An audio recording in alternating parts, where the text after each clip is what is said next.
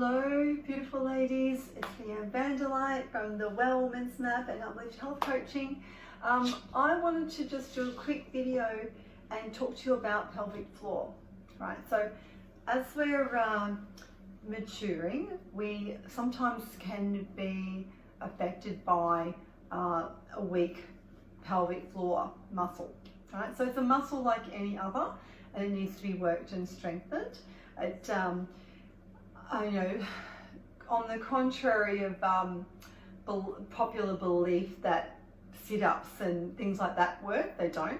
So I want to just go through a couple of things that you can do that will help you strengthen, a couple of exercises to strengthen your pelvic floor. All right. So one of the easiest ways, I like sitting on a chair, a dining chair or a cushion or something like that. You can do it in the car, you can do it anywhere, you can do it lying down. But I'm going to show you this one sitting, and I'll show you the next one lying down. So one of the things you can do is they're quick pulses. So there's a couple of ways, quick pulses, and the other one I like to teach is elevator. Yep, so they're quick pulse one. So what we're going to be doing, it's not that quick, but what we're going to be doing is pretending we're sitting on a hanky. This is why I like a chair or a fitball or a dining chair or something like that to practice on, because it feels, you can feel it, your body coming off, right? So number one thing is, it's not like we were told years ago, we do not clench our buttocks, we do not touch, nothing else moves, right? Nothing else moves around us apart from the inside coming up, right? So what I want you to practice is imagine that you're sitting on a tissue or a hanky, and you're going to draw that hanky up and then release it. So from the inside, and that includes the front and the back, you can do it individually as well. Sometimes we're taught to do the back as well as the front, alternating.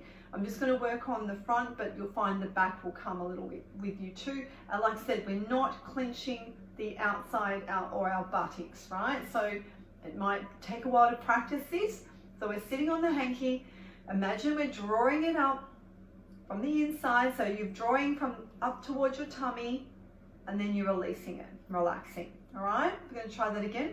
Hanky, releasing it, we're drawing it up towards your tummy, to your belly button, on the inside, and releasing. All right, so this is why you can't see anything working, and that's why it's great, because you could do that sitting at your desk, you could do that in the car, you could do it anywhere before you go to bed. It doesn't matter, but you do need to strengthen the pelvic floor. It is like a sling, and of course, aging, menopause, weight, children bearing, all these things kind of affect that ability, that tightness, I suppose, to hold tight. Yeah. Now the second one is the elevator. So similar, you don't need to have a hanky, but what we're going to do is we're going to go up the elevator, and then we go down the elevator. Now what happens is, if your pelvic floor is weak, you may only get to 2 or 3 holds, right? Before it just doesn't have any more oomph in it. And that will get better as the more you practice it. So we're going to do an elevator. So we're just going to come up one level, come up another level, come up another level. So remember, we're drawing towards the belly button, and then we're going down slow. So you're holding it, then we're going to slowly release 1 level, 2 levels, 3 levels. So again, it's not easy to do, but it's just something you can practice. And again, you can do it lying down, you can do it on the chair. I prefer to feel like I'm lifting off. Does that make sense? So let's try that again. So elevator, we're going up 1 level, pulling it up a little bit, then pulling up another little bit, then pulling up another little bit. And as you get stronger, you can go higher, obviously, and you can hold for longer. And then we're going to release, release, release. So back down the elevator. All right. The other thing you can do, I'll give you one other option, and that's just holding it. So just holding it, so lifting it towards the belly button, holding, holding, holding. You might only get to 3 or 4 seconds, release. All right. So as you get stronger, you can hold that for longer.